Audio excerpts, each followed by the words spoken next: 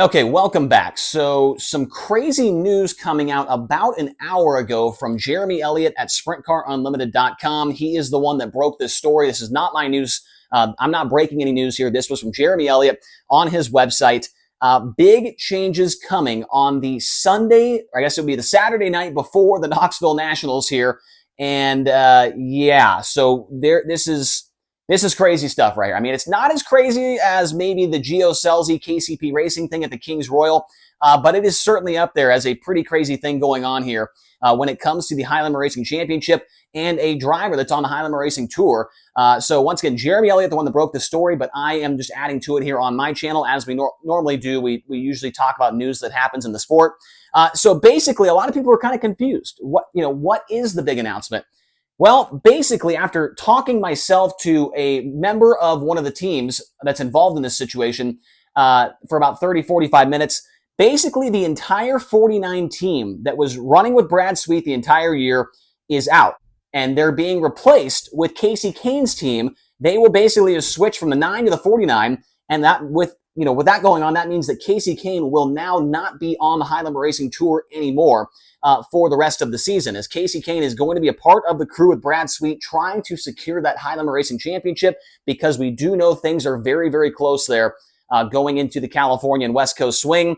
And it sounds like this is something that has maybe been brewing for a while over the last couple of weeks, but I think the nail in the coffin, the final straw, whatever analogy you want to use, was the other night at the 360 Nationals when Brad Sweet went out for his qualifying run, came across the scales, and he was DQ'd for being light at the scales. I believe that may have been the final straw of this whole thing going on. So it's just crazy to think that this is happening. The team, the crew that was with Brad Sweet, of course, they were led by Ty Wolfgang. He was the crew chief. Zane Jackson was on the team, as well as Cole Newhalfen. So those were the teammates for Brad Sweet. I did want to read this tweet from Ty Wolfgang. He quote tweeted, Jeremy Elliott said, "Grateful for past opportunities, looking forward to what may be next. I am actively seeking any and all opportunities to continue my career in wing sprint car racing." So Ty Wolfgang, it sounds like, doesn't have anything lined up. May have been a surprise. I'm not really just reading that tweet. That's kind of what it sounds like there. We do know that, Ty Wolfgang was put in a tough spot, right? I mean, this was his first time being a crew chief on a major, major sprint car team. He had been on the 49 for a couple of years, maybe a year or two, as the car chief and whatnot, working under Eric Prutzman. And then Prutzman last year, we know that he had been switched from Brad Sweet's team to Kasey Kahne's team. Kahne and Prutzman ran a couple of races together. Prutzman said, "I'm out of here." He went somewhere else. He's been helping a couple of guys here and there. And so Ty Wolfgang was thrown into a really tough spot. It is hard to replace I would say Eric Prutzman's going to be a Hall of Fame crew chief at one point in time. I mean, he won 6 championships with Brad Sweet, countless races, crown jewel events as well. Eric Prutzman is an absolute legend. It is tough for Ty Wolfgang, a first-time, big-time crew chief, to come in there and try to replicate the success that Prutzman had with Brad Sweet. And that was something that we documented a lot before the season even started with Highlander Racing, was how this was going to go between Ty Wolfgang and Brad Sweet, because they were going in trying to make it 7 straight championships, trying to run well enough to get that #1 franchise position with Highlander Racing. And so now things have gone sideways here. So with those 3 guys out, that means that the 9 team I just mentioned are going to the 49. That will be Andrew Bowman, who was the tire guy on the 49 for many years. Many of those championships was with Brad Sweet. Andrew Bowman was there as the tire guy. He is now essentially the crew chief.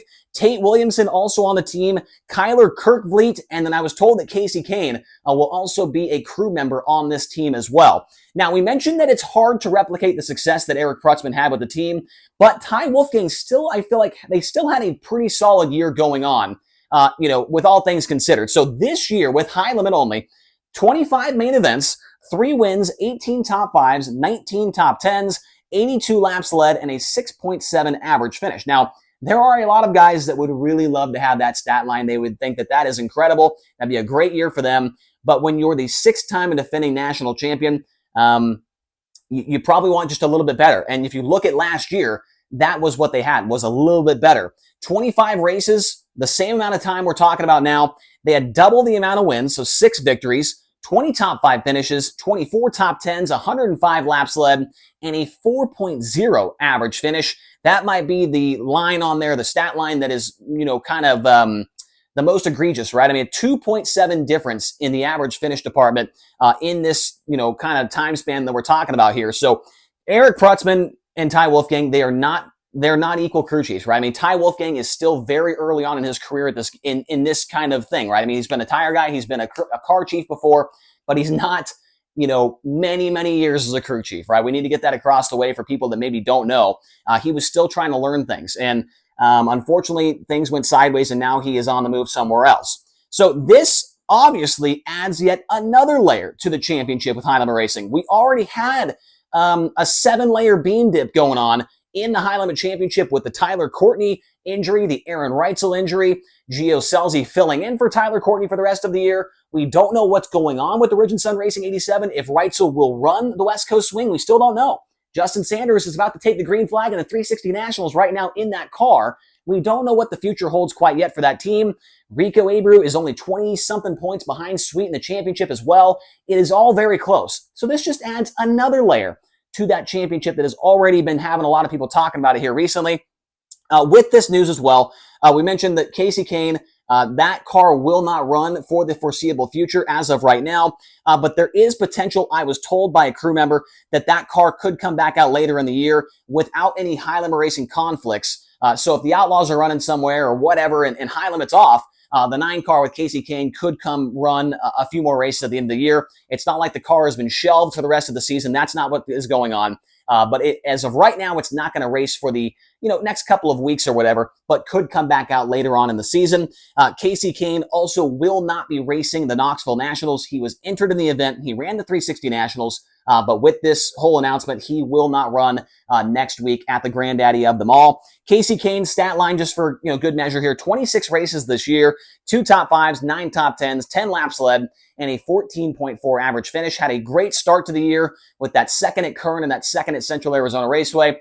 And a couple of sporadic good top 10 runs here and there, but the consistency has not quite been there. And the other thing with this is Kasey Kahne, when it comes to the franchise, with how the car ran last year in points and how he was right now, it was going to be very, very difficult for him to secure a franchise position and in those first 10. Just with how the CJB car ran last year, with how the RSR deal is going from one year to the next, it was in the Rod Gross Motorsports 88, the 26 with Rudine, the 14 with Jason Meyer. It was going to be extremely tough for Kasey Kahne to secure one of those franchise positions. So I think that made this move a little bit easier to swallow, right? So, I'm going to turn the camera off and go watch the 360 Nationals. But let me know your thoughts in the comment section below. This is crazy stuff. 2 crown jewels in a row with an absolutely enormous move from 2 different teams. So, let's hear your thoughts down in the comment section below. We'll talk to you guys again here soon.